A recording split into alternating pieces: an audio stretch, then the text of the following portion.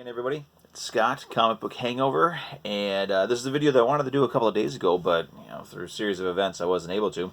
So I'm getting it done, getting it out of the way now. So what this is it's I was originally going to be what I grabbed off of CodyCon 2020 last week. I had to work yesterday, and I missed the show yesterday, but I'm going through the video to see if there's anything I can kind of come in and nitpick off of. But this is what I got last week. I've also got a couple of graded books that just arrived yesterday at my LCS that I sent in. These are from my collection. I got them graded. Probably not the best grades in the world, but I'm still pretty happy, pretty excited about having these particular books graded. So let's start off with what I got from CodyCon last week, starting with Avengers number 198. Main reason why I grabbed this one is because of the character Red Ronin. Not too familiar with the character, but he did make an appearance in he made an appearance in a Godzilla series that Marvel had back in the 70s. So figured, cool. That's a nice cover. I also noticed once I get at home, there's Jocasta down there. I always loved Jocasta. I don't know why, but nice cover, great characters. Very happy with it. Next up, well, we're gonna have a couple of Batman books. And let's see, 1, 2, 3, about 5 Batman books.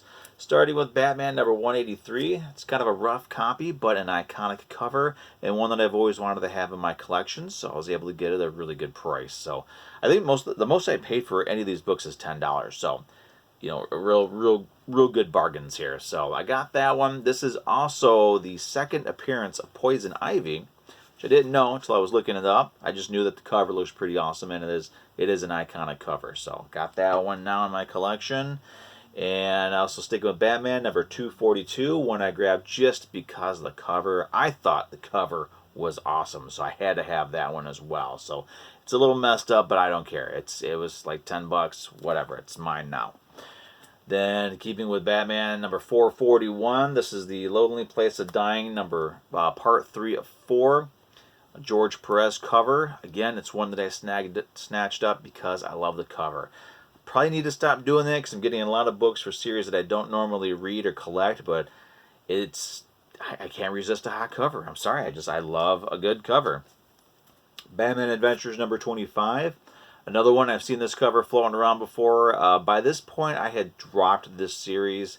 I had it up through issue 13 or 14, something like that. But this cover I've always liked. Finally got my hands on it, along with Batman and Robin Adventures number 25. A nice Dark Knight cover there. This, I think, would make a really hot cover poster as well. But it's sweet. I got it. It's awesome. Justice League Europe number 1. Another one with an iconic cover that I always kind of wanted to have in my collection. Thanks to CodyCon 2020, I now have it in my collection. I'm very happy with it. Let's move on. This is Wizard Magazine half issue. They used to do all kinds of half issues because Wizard Magazine back in the day, they talked about the ups and the downs of the industry. They had a little price guide in the back, and they'd interview people who were up and coming and were established in the industry. And each issue was polybagged, and they started doing these half issues. So I got the Max half issue. I have a couple of Chaos Comics half issues, so this is my first Max one, and it still has the COA, the Certificate of Authenticity, in there, so that's pretty cool. Nice cover there as well. And moving away from all that and getting into some, actually let's do this one next, before we get into the Marvel books I picked up. I'm a big fan of the Tick, and slowly working my way through getting his books. I grabbed Golden Age, Tick Golden Age Comics number 1. Wanted this one, but didn't. I completely forgot that a lot of these Tick books, they are wider than your standard comic book. So this is actually probably going to have to go into a magazine box instead of my comic book box, because I use the collection drawers, and they have those rails in there. And because of that, this will not fit into my collection drawer boxes. So it's going to have to go in with my magazines. That's okay, it's got some other stuff in there as well. So moving on to Marvel, Savage She-Hulk number 5. I'm a fan of She-Hulk. I love She-Hulk, and I never really thought about getting this Savage She-Hulk series all the way through. I have issues 1, 2, and now 5, so that means there's only 22 more issues to get. I figure I have really no series that I'm looking for that I'm trying to get. I've gotten all the runs from all the books that I'm interested in. So why not toss Savage She-Hulk on the top of that stack? So this is the series I'm going to be hunting for. Try to get all 25 issues at good grades. Spectacular Spider-Man number 22. This is the first time Spider-Man and Moon Knight fought each other. It's also the first time Moon Knight was had appeared in Spectacular Spider-Man. So this is another one. Grabbed it just mainly because it was a nice cover, but also Moon Knight's got some it's getting a bit of a following, so it's always a good idea to have some more Mooney in my collection. So first time Spidey and Moon Knight ever fought. And wrapping this up here real quick, got a couple here that really nothing too spectacular about, but some Uncanny XMen. Here's number 243, part of the Infernal line. Another really nice cover, so I had to grab that one as well. And this is another one that I've always enjoyed this cover. Anytime I saw it, I always liked it. Uncanny XMen, number 247. Just there's something about these covers that they would do where it was just mainly one color, and there's just the variations of that color. I always enjoyed those, and Uncanny XMen seem to do that more than any other series that Marvel put out. So this was available, so I had that one.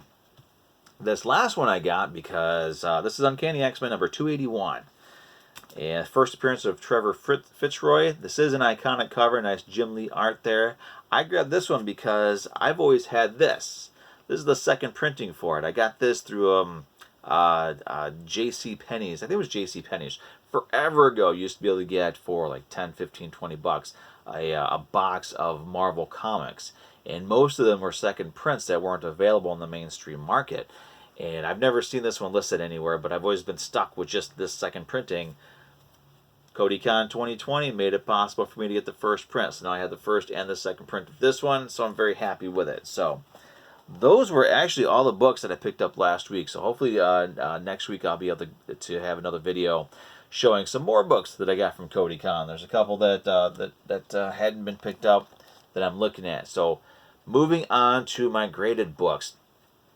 This is something that I'm slowly starting to do because I'm starting to realize that in the 30 years that I've been collecting comic books, I've got books in my collection that are now big key books. They're books that I picked up because, again, I either liked the cover, or I was reading the series at the time, or there's a character on it, just, I was able to find it for pretty cheap.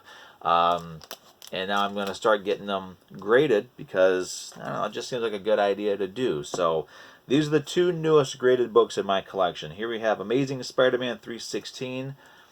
It did get a 9.2, but it is also the newsprint version of the book. So still looks pretty sharp. A little disappointed at the 9.2, but whatever. It's still a newsprint. Those aren't as common as the direct market editions. So I've got that graded. And the other one, Savage She-Hulk number 1, got a 9.4 on it. Looks sharp. Looks nice in that case there, that slab. So these are two more books that I have in my collection that are graded. The only thing that's kind of weird with the graded books is I'm going to have to get a separate box for those. And I always like to be able to flip through my books. Those I'm talking to people who understand what I'm talking about here. I always like to flip through the books, and it was kind of weird when you flip through and there's an issue in there that's not there because you have it graded, so it's in another box. So you don't have the run all together. So that kind of throws me off a little bit. But it's going to be nice to have some of these books graded and better protected than they would be in my boxes, which, the boxes they do a pretty good job. Clearly, I've had some of these books for for about 10 years or more. Some of these I've had for 30 years, and they still get pretty decent grades. But that's it. That's all I got for you this week. So, hey, thanks for watching, everybody. Please like the video. Click that subscribe button. I do videos at least once a week. I'm trying to do some more stuff, but life happens, and sometimes you're just not able to do it. But definitely like, subscribe, share the video, comment down below. Thanks for watching, and we will see you as soon as I can see you.